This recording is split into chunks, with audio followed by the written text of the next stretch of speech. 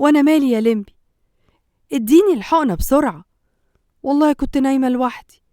الفنانة سحر كامل اللي كتير من المخرجين والفنانين الكبار بطلوا يطلبوها في أعمالهم وبعدت عن الأضواء، وبعد ما قررت تخس عشان المخرجين يرجعوا يطلبوها تاني وبرضه محدش عبرها، اختفت تماما، والناس اتفاجئت بخبر وفاتها بعد ما نسيوها. أسرار كتير عن الفنانة سحر كامل اللي اختفت فجأة عن الشاشات ومحدش يعرف عنها حاجة. هي من مواليد سنة 59 من محافظة القاهرة. كان والدها مهندس معماري ووالدتها مدرسة إنجليزي.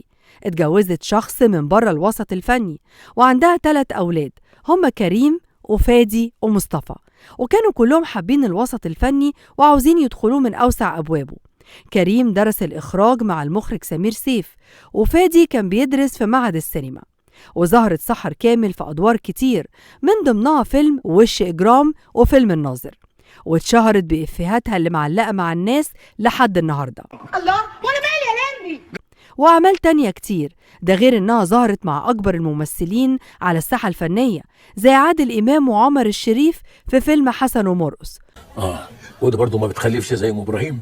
لا يا مولانا، دي مخلفه 7. 7؟ امال بشوفها يرد ازاي؟ دخت بخليتي سيدنا الشيخ، لفت على الدكاتره والشيوخ والاوليه، حتى القسيس رحت للقسيس؟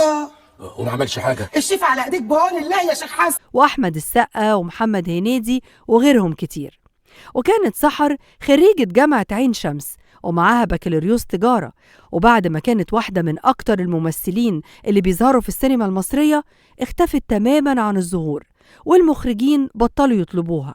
هي كانت فاكرة إن ده بسبب زيادة وزنها وإنها محتاجة تخس، بس بعد ما خست برضه محدش من المخرجين طلبها.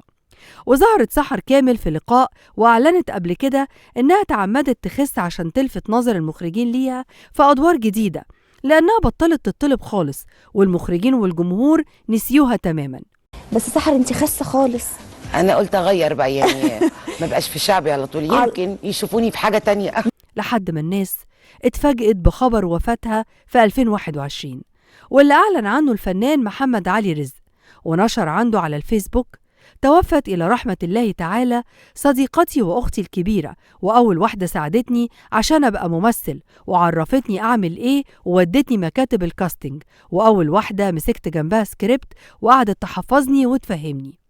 الناس كانوا فاكرينها توفت بالكورونا، بس جوزها طلع ونفى أي إشاعات ظهرت عن موتها بالوباء، وقال إنها ما كانتش بتعاني من أي مرض. هي كانت بتصور فيلم قصير لحد الساعة 7 الصبح يوم الاثنين، ورجعت البيت دخلت أوضتها ونامت، ولما جم يصحوها تاني يوم لقوها توفت. وكانت نشرت قبل وفاتها ب3 أيام على صفحتها على الفيسبوك: ارحم أبي وأمي بحق اليوم الجمعة والأيام المفترجة دي، واغفر لهم واجعل مثواهم الجنة. وكأنها بتعبر عن قد إيه هم وحشوها وإنها عايزة تشوفهم، كأن قلبها حاسس. وآخر منشور ليها كان غامض ومش مفهوم سبب كتابته، كانت كاتبة فيه: واضح إن ملكش كلمة، وما عملتش إشارة لأي حد أو وضحت أي حاجة بخصوص البوست ده أو قالت حتى هي تقصد إيه. وقبل وفاتها بساعات اسمها بالصدفة كان ترند على تويتر بسبب إن المعلق المشهور أيمن الكاشف لما استخدم الإفيه بتاعها في فيلم الناظر: الله وأنا مالي يا لمبي، ورددها كذا مرة في مباراة نادي الأهلي ونادي سموحة في الدوري المصري. وكأن تعادل في اللقاء الماضي كان يعني وأنا مالي أنا يا لمبي. وشاء القدر إن اسمها وصورتها يحتلوا ترند تويتر في الوقت ده.